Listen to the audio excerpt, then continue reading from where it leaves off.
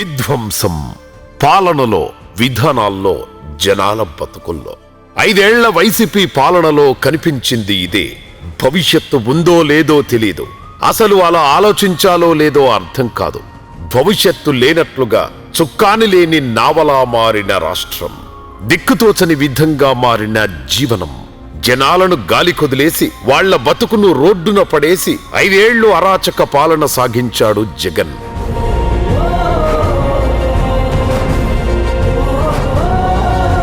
ఒక్క ఛాన్స్ అని నమ్మించి అధికారంలోకి వచ్చి ఆ తరువాత జనాలను పట్టించుకోవడం మానేశాడు. పంటి బిగువన బాధలను భరించి అలసిపోయి ఆగిపోయి మార్పు కోసం ఎదురు చూసిన జనాలకు కూటమి ప్రభుత్వం ఆనందమంటే ఏంటో పరిచయం చేస్తోంది. కొత్త ఆశలు పుట్టించింది. ఎక్కడికక్కడ ఆగిపోయిన రాష్ట్రానికి, పాలనకు రిపేర్లు చేయడం మొదలుపెట్టింది.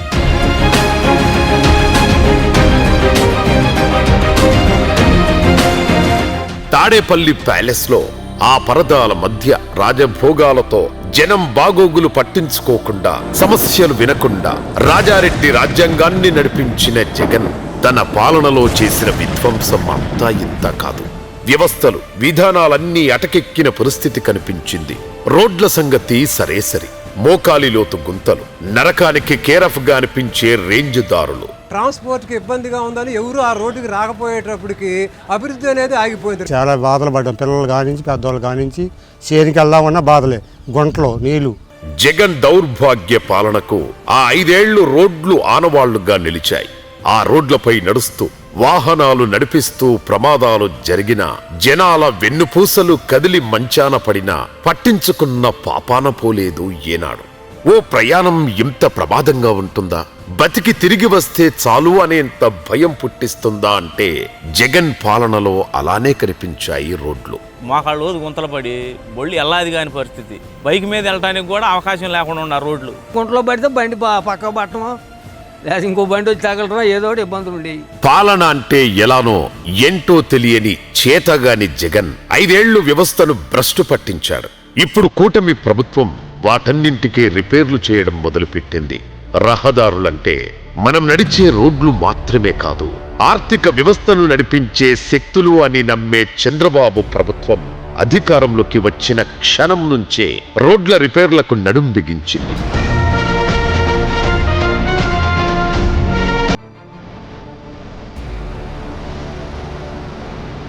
ఇక్కడ అక్కడ కాదు, శ్రీకాకుళం నుంచి అనంతపురం వరకు ప్రతి గ్రామం, ప్రతి పట్టణం, ప్రతి వీధి ఇలా ప్రతి రోడ్డును బాగు చేయడం మొదలుపెట్టింది.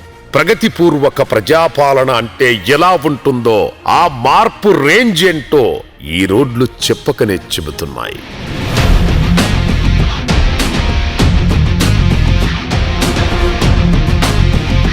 కూల్చివేతలతో జగన్ ప్రభుత్వం ప్రారంభమైతే, రోడ్లను బాగు చేయడంతో చంద్రబాబు ప్రభుత్వం మొదలైంది.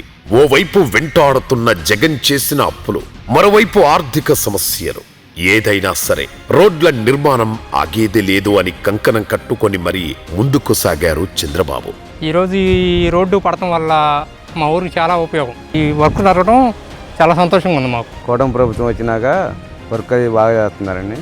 ఇంతకుముందు గుంతలమయమండి, ఇప్పుడు బ్రహ్మాండంగా చేశారు. సీఎం అడుగుజాడల్లో ప్రతి ఎమ్మెల్యేలకు టార్గెట్లు విధించి మరీ లోకేష్ ఈ రోడ్ల పనులు పూర్తయ్యేలా చేశారు. ఒకప్పుడు ఇప్పుడు అనే రేంజ్లో రోడ్లు మారిపోయాయంటే అది చంద్రబాబు విజన్. లోకేష్ కష్టమనడంలో ఎలాంటి అనుమానం లేదు. జనమే మనం, జనంతోనే మనం అనేట్లుగా ప్రతి నియోజకవర్గంలో, ప్రతి ఊరిలో రోడ్ల నిర్మాణం చేపడుతోంది చంద్రబాబు ప్రభుత్వం. పంచాయతీరాజ్ శాఖ ఆధ్వర్యంలో చేపట్టిన పల్లె పండుగ పల్లెల్లో పండుగ నింపింది.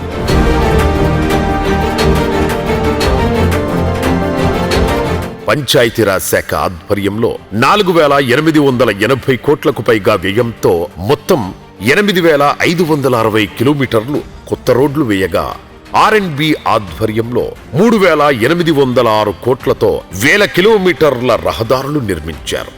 40,000 కిలోమీటర్లకు పైగా రహదారుల మరమ్మతు జరిగింది.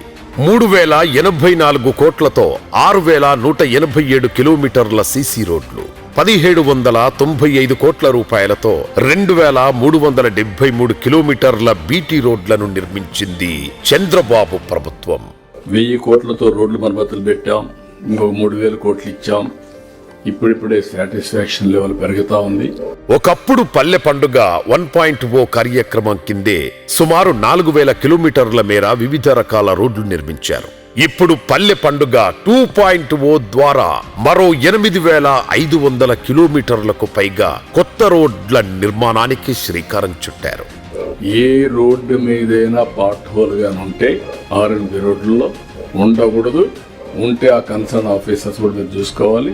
గజానికో గండమనిపించేలా, వర్షం వస్తే నరకం చూపించేలా కనిపించాయి జగన్ పాలనలో రోడ్లు. సీఎం చంద్రబాబు కృషితో ఇప్పుడు ఆ రోడ్ల రూపురేఖలే మారిపోయాయి. దారులన్నీ జీవం పోసుకుంటున్నాయి. రోడ్ల నిర్మాణమే కాదు, స్వర్ణాంధ్ర, స్వచ్ఛాంధ్ర కార్యక్రమాల్లో భాగంగా డ్రైనేజీ వ్యవస్థను బలోపేతం చేస్తూ, గ్రామాల్లో పరిశుభ్రతను పెంచుతూ ఊళ్ల తలరాతనే మార్చేస్తోంది ప్రభుత్వం. 2029కి భారతదేశంలోనే one of the most cleanest state గా ఆంధ్రప్రదేశ్ ఉంటుంది. గ్రామాలు, పట్టణాలే కాదు, గిరిజన గ్రామాలు, ఏజెన్సీ ప్రాంతాల తలరాతలను కూడా మార్చేస్తోంది కూటమి ప్రభుత్వం.